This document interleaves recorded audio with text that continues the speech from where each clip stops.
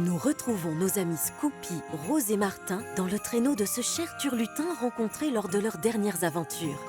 Après avoir récupéré les dernières listes de Noël auprès des derniers enfants, les voilà enfin partis pour le pôle Nord.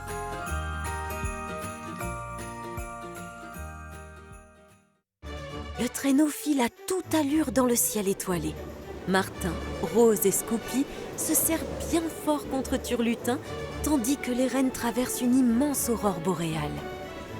Des rubans de lumière dansent dans le ciel. C'est féerique. Regarde, Scoopy, on dirait qu'on vole dans un arc-en-ciel. C'est incroyable. Accrochez-vous bien, les enfants. Nous approchons du village magique. Sous leurs yeux, une vallée s'illumine. De petites maisons en pain d'épices, des toits couverts de sucre glace, des lampadaires en sucre d'orge et des centaines de lutins qui s'affairent joyeusement. Attention, chaud devant. Livraison express de nounours en chocolat. Quelqu'un a vu mon marteau à paillettes? Oh, Martin, regarde!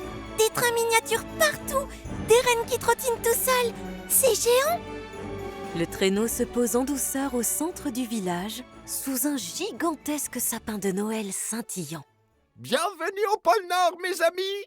Mais à peine ont-ils posé un pied dans la neige que tout le village se met à courir vers un grand bâtiment plus loin sur la place centrale. Qu'est-ce qui se passe, Turlutin? Pourquoi tout le monde court comme ça? Oh non, c'est l'atelier du Père Noël. Il doit y avoir un problème. Scoopy prend les devants et commence à aller en direction de l'atelier en faisant signe à tous ses amis de le suivre. Une fois arrivés devant l'atelier, ils ouvrent les grandes portes d'entrée et tombent nez à nez avec un grand monsieur habillé tout en rouge et blanc, avec un grand bonnet et une longue barbe. C'était le Père Noël. Oh oh oh! Mais qu'est-ce qui se passe ici? Comment se fait-il que tout s'arrête? Dans l'immense atelier du Père Noël, tout s'arrête net. Les tapis roulants cessent de bouger, les marteaux magiques ne frappent plus, et les lumières s'éteignent une à une. Catastrophe! L'atelier s'est arrêté.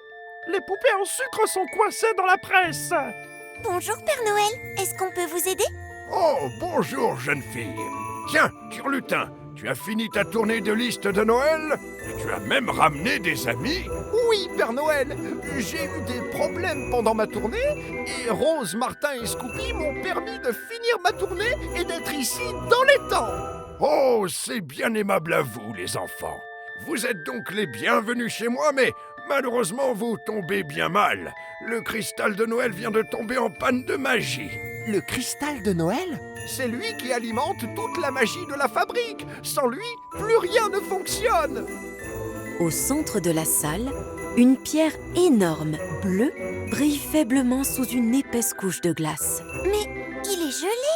Oui, si on le brise, la magie se dispersera pour toujours. Il faut le dérégler avec douceur. Scoopy plisse les yeux, réfléchit, puis tape dans ses mains. Il commence à se déhancher et à danser au milieu des lutins qui sont en train de cuisiner des biscuits en pain d'épices. Oh, doucement, petit, c'est chaud par ici. Scoopy, c'est pas le moment de faire le zouave. Arrête de gesticuler, tu me donnes chaud à bouger comme ça dans tous les sens. Scoopy regarde ses amis et leur montre le four qui sert à faire les biscuits en pain d'épices, puis le cristal, puis fait un grand geste comme pour diriger la chaleur. Mais non, Martin. Je crois qu'il veut faire fondre la glace autour du cristal de Noël. Et pour ça, il veut qu'on se mette tous à danser pour réchauffer l'air. Bonne idée, Scoopy. Je vais rassembler les lutins pour danser tous ensemble. Mais on peut pas danser s'il n'y a pas de musique. Oh oh, je m'en occupe. Je vais chercher le lutin chanteur. Les chansons de Noël réchauffent toujours le cœur. Tout le monde se met en place autour du cristal de Noël en attendant le lutin chanteur. Après quelques instants, le Père Noël revient, le lutin chanteur à ses côtés. Et c'est parti! La fête peut commencer! Pour que tout reprenne. Même toi, Père Noël. Même vous, amis lutins et reines. Dansez pas bien, mais dansez quand même. Un pas devant, 2 pas derrière, et gentiment on accélère. Un pas à gauche, pas de pas à droite. On saute les pieds en cloche, on se rapproche et on s'écarte tous ensemble. Même chorégraphie, on tourne sur soi-même, même toi Scoopy. Allez, on danse, on danse, on danse, pour que tout reprenne vie. Pour que tout revienne à la normale. Quand même si tu danses mal. Ouais, danse, danse, rythme-là. Tout se réchauffe et rien n'est froid. Danse et le cristal de Noël reprendra ses éclats. Scoopy, Martin et Rose, accompagnés de tous les lutins de l'atelier, dansent en ronde et sautillent dans tous les sens. Peu à peu, la pièce se réchauffe et la glace fond. On peut à nouveau apercevoir le cristal qui s'illumine d'un éclat doré et un tintement féerique emplit la salle. Ça y est, le cristal brille de nouveau. La magie de Noël est revenue. L'atelier reprend vie. Les machines redémarrent, les lumières s'allument, les rubans virevoltent. Tout le monde est à la fête. Oh, c'est parfait, c'est magique, c'est magnifique. On n'a jamais eu autant de magie de Noël. Le Père Noël ne pouvait pas si bien dire. La machine s'emballe complètement. Des jouets jaillissent de partout. Des ours en peluche bondissent. Des avions miniatures volent dans tous les sens. Des balles rebondissent sur les murs. Oh non, cette fois il y a une surcharge.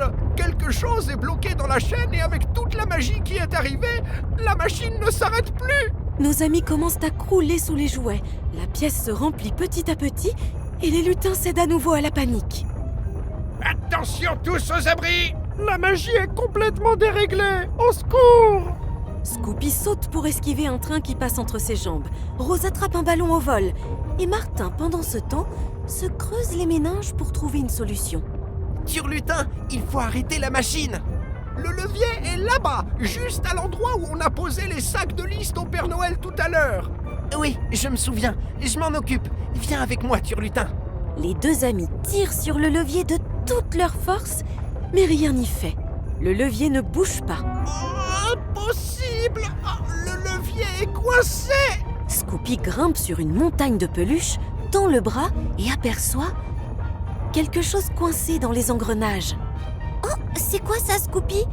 On dirait un papier. Oh non! Une lettre a dû tomber dans la machine quand on dansait!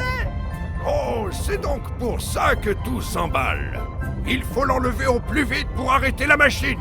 Scoopy tire la lettre d'un coup sec et crac! La lettre se déchire et libère la machine. Martin et Turlutin tirent à nouveau sur le levier et clac! Tout s'arrête net. Le calme revient dans l'atelier. Les lutins poussent un grand soupir de soulagement. On l'a échappé belle. Oui, on a eu de la chance. Regardez! Le cristal! Il brille plus fort que jamais! Oh oh, bravo les amis. Vous avez sauvé Noël. Une lumière dorée enveloppe la pièce.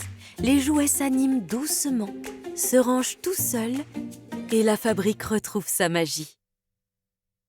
Nos trois amis remercient les lutins de leur accueil et retournent au traîneau accompagnés de Turlutin et du Père Noël. Scoopy semble un peu triste et inquiet. Oh bah qu'est-ce qui se passe, Scoopy? C'est bientôt Noël et tout est réparé. Pourquoi tu as l'air tout triste? Tous se rassemblent autour de Scoopy et observent ce qu'il a dans sa main. Il tient un petit bout de papier déchiré avec une inscription dessus. C'est la lettre que tu as enlevée de la machine tout à l'heure? Mais je la reconnais. C'était ma liste au Père Noël. Oh non, Martin. Je suis désolé que ta liste ait été déchirée. Dis-moi ce que tu souhaites, et Turlutin ira en parler avec les lutins. Ce n'est pas grave pour ma liste, parce que j'ai eu un cadeau bien plus beau que tous ces jouets. Je me suis fait toute une ribambelle d'amis, et tout ce que je souhaite, c'est pouvoir passer Noël avec tous mes amis et ma famille. Rose et Scoopy vont tout de suite faire un gros câlin à Martin. Faisons en sorte de réaliser ton souhait, Martin. Montez dans mon traîneau et allons retrouver vos parents. Les trois amis sautent à pieds joints dans le traîneau et font coucou aux lutins et au Père Noël. Merci, mes amis. Sans vous, Noël aurait perdu sa magie. Monsieur le Père Noël, c'était un honneur de vous aider. Le Père Noël sourit et dépose 3 petits flocons de cristal dans leurs mains. Ces flocons garderont un peu de la lumière du pôle Nord. Comme ça, nous serons toujours entre amis. Chaque fois que vous croirez en la magie de Noël, ils brilleront à nouveau. Accrochez-vous bien, c'est parti! Le traîneau s'élève doucement dans les airs. Les lutins agitent la main, les grelots tintent à nouveau. Bonne route les amis, et joyeux Noël! Sous eux, le village du Père Noël scintille de 1000 feux et disparaît au loin, petit à petit. Une fois arrivés à la maison, les enfants courent dans les bras de leurs parents. « Ah, vous êtes sains et saufs! Enfin, vous êtes rentrés !» Alors, c'était comment cette aventure au pôle Nord? C'était magique. Maintenant qu'on est avec vous, c'est le plus beau Noël du monde. Scoopy regarde le flocon qu'il tient dans ses mains. Il brille doucement. Il sourit, les yeux pleins d'étoiles. Quand on croit en la magie de Noël, elle ne s'éteint jamais. Et parfois, elle se met même à briller plus fort. Les histoires de Scoopy, une production Radioscoop.